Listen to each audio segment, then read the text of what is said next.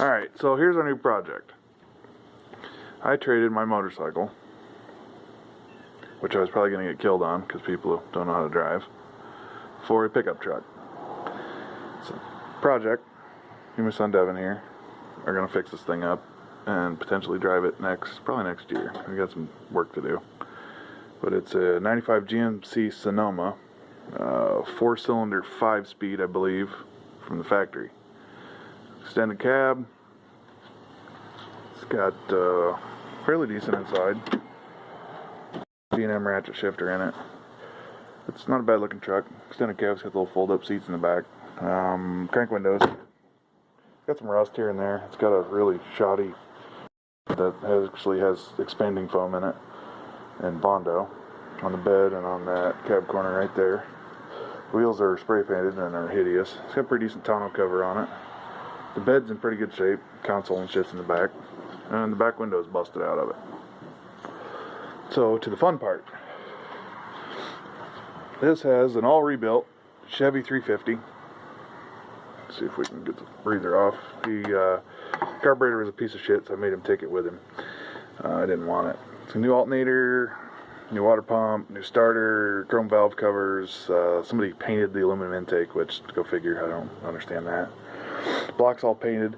It does have the 4-cylinder to V8 swap kit as far as motor mounts and headers. The header is actually rubbing the steering shaft on there. The motor mounts, you can see down there, all new, but there's one bolt in the bottom of it. They're not in the right place. The motor's back too far. It's got a clear distributor in it. I've never seen one. It's got a brand new distributor and stem that goes all the way down, but the cap is clear. The motor mounts are not bolted to the frame, but with one bolt. The motor sits way too far back, and they beat the living shit out of the firewall to try and fit it instead of moving the motor where it needed to be. The radiator is at a most ridiculous, funky angle I've ever seen in my life. That's got to go. The shroud has been hacked, and it's just, this thing is so cobbled together. The guy drove it off the trailer and it ran. It's got a Pete Jackson gear drive in it. It sounded like it had a little bit of a cam. Wasn't real sure about the motor. Kid had his girlfriend's dad build it. He just paid for it. The guy did all the work. Told me he had about $1,600 wrapped up in the motor and tranny. Sounded good, no knocks, no rattles. It ran like shit. It had a 2-barrel with an adapter plate off the guy's 4-cylinder street stock car that he circle track drove. I don't know. It was a piece of shit. He took it with him. So, anyways, the heater box is gone. They busted it off with a hammer or something instead of taking it out, and then they caved the whole friggin' firewall in, which is absolutely ridiculous.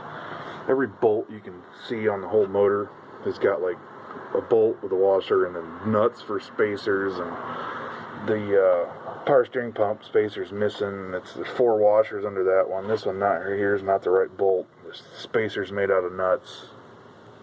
It's got a 1-wire alternator set up, which isn't correct. They didn't do it right. It's just, they spent a decent amount of money rebuilding the motor. The tranny's got a manual valve body in it. Supposedly it's rebuilt. Supposedly the motor's rebuilt.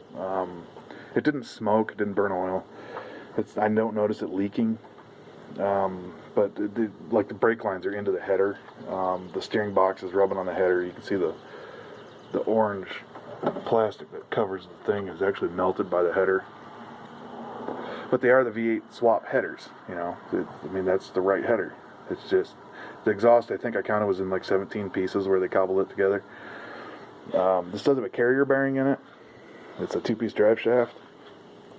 Let me climb under here and see what we can take a look at. I took the tranny bolt out of it because we got to move the motor back. I don't know if you can see that, but it's got 2 nuts and a big fat washer and just a bunch of shit that's useless.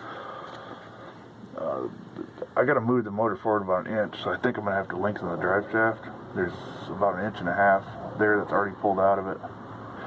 The exhaust, look at the pieces. I think that's factory from there back. So there's 1 piece, and then there's an inner and 2 outers right there. And it comes up, and it's more cobbled mess here. Just cobbled. It does have the B&M shifter with all the linkages correct. Like this, right here is a perfect example. This is the training mount cross member. There's no bolts in it, or one, you're just holding it in place. The other side is mounted to the frame, or is it? There's 3 bolt holes I can see, but I don't see any bolts. So why you spend that kind of money on the V8 swap kit and then don't finish it correctly is beyond me. Yeah, there's 1 bolt on this side holding the. If I can get you here. There's 1 bolt. There's supposed to be 1 there. There's 1 bolt in it. Supposed to be 1 there. It's gone. Supposed to be 1 up here. It's gone. So there's essentially 1 bolt tightened on the whole training cross member, which is completely ridiculous. And the kid said he drove this thing for like 2 months before he went in the National Guard. Nice kid, man. I don't know, 20, 22 years old, I'm guessing.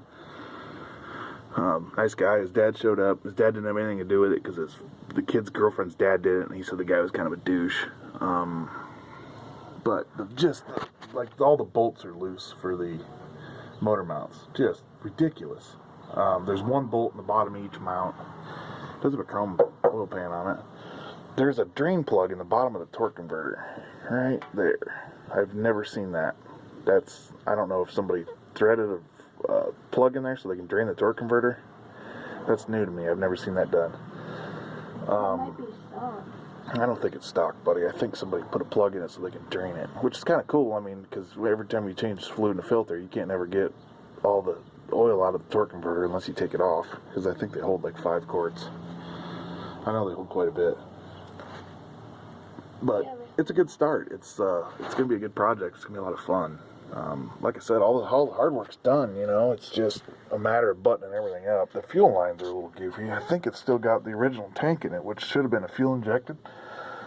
But it's all cobbled. The filter's here, right here, and then the line is just open, pinched off right there. And then the other end comes back here and actually goes back to the tank. And then there's another one right here, which is completely pinched off. I don't know what that's about. The underside of the truck's pretty good. It's not rusty. It was a 4-cylinder, so I don't know how well that rear end's going to hold up. I think it's a factory 10 bolt. If I smoke the rear end, well, then we smoke the rear end. Not a big deal. I don't know what I'm going to do if the drive shaft's too short. I don't know if I could take this piece up, have it lengthened. There's a drive shaft shop in Fort Wayne that I could hit. The back drive shaft collapses on itself, so I don't know if maybe I could move this whole mount and just extend the slip yoke right here. I know this video is getting ridiculous. I don't know. So I need to get the motor forward first, get it slid forward, get it bolted down into its correct position. I climb out of here. Get the motor bolted down into its correct position, and then we'll deal with all the little stuff later. But other than that, the motor, it sounded good. It's got a gear drive in it. It had a good whine to it. I don't know. It sounded all right. I think it's going to be a good, quick little truck. So it ought to be fun. It's extended cab. I can get 4 of us in it. My boys are 10 and 9. Well, Dalton will be 9. But we can get them in there. We can go bomb around. You know, if I need to move a couch, it's got a bed on it. So, you know, tonneau cover. I've never seen this style. It like folds up. It's pretty cool, actually. Folds all up into one piece, so you can fold it all up. It's pretty slick. I've never seen that before. It's got these spring thingies on it. I don't know how the fuck that works, but we'll figure it out. So, I don't know. It's a neat little project. We'll do some updates as we go. I'm going to, first things first, we're going to loosen up the motor mount, see if we can get the motor slid forward. I don't have a cherry picker or an engine hoist, so I don't know exactly how we're going to do this. I need to get the hood off of it. It's got a good battery in it. I don't know. It's a good start. I took the flex fan off. You know, to do these right, you really need the clearance to move the motor forward. You really should have an electric fan on it. So I got the flex fan hanging up there, brand new flex fan. All the chrome pulleys, and I mean, they really tried. It just poorly executed. So the only thing that really bums me out is the firewall is just caved in. They just beat the shit out of it with a hammer getting the distributor to fit, which is stupid because with the V8 swap mounts, the motor will slide forward. You don't have to cave the firewall in. So I don't know. It doesn't make sense to me. If they'd have just done it right, spent a little extra money getting the drive shaft lengthened, it'd be perfect. But I don't know. We got to see what works in the electronics too once I get it running. I don't have a carburetor for it, so I'm not real worried about it. I know the motor runs. So I'll get a carburetor for it. But any bolt that has an accessory on it has an ass load of washers and spacers. This one here is for the battery. Was there 6 washers on that baby? For the battery. Now who does that? Really? It's a $3 bolt. Go buy the damn bolt. Just do it right. I mean, it's ridiculous. I don't understand it. But it was the 2.2 4-cylinder. Just, I don't know. Truck's got 160,000 on it. Front end seemed tight. I got under it, checked all the ball joints, and you know, they spent some money, but they did it incorrectly. So we're gonna get her buttoned up and gotta do some burnouts, man. I'm ready to blow these tires off this thing, put a nice set of wheels on it. So I don't know. I gotta do some junkyard hunting. The fenders don't match at all. They tried to match the paint, doesn't match. This door's got a big wrinkle in it. Right here, gotta get a door for it. The fender's crunched right here. Gotta get a fender for it. Junkyard, man. Bed's good on this side. The bed, the body, there's no rust on this side at all. So that's solid. I don't know if I'll end up finding a bed instead of fixing that wheel well, or what I'll do.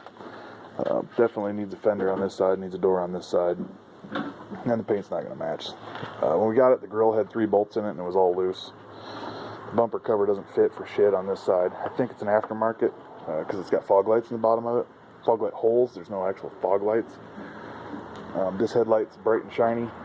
This one over here is dingy, so I don't know if they whacked it into something. The core support's bent up too. I'm not sure what that's about. It's all crinkled and wrinkled, and I'm not exactly sure what that's about.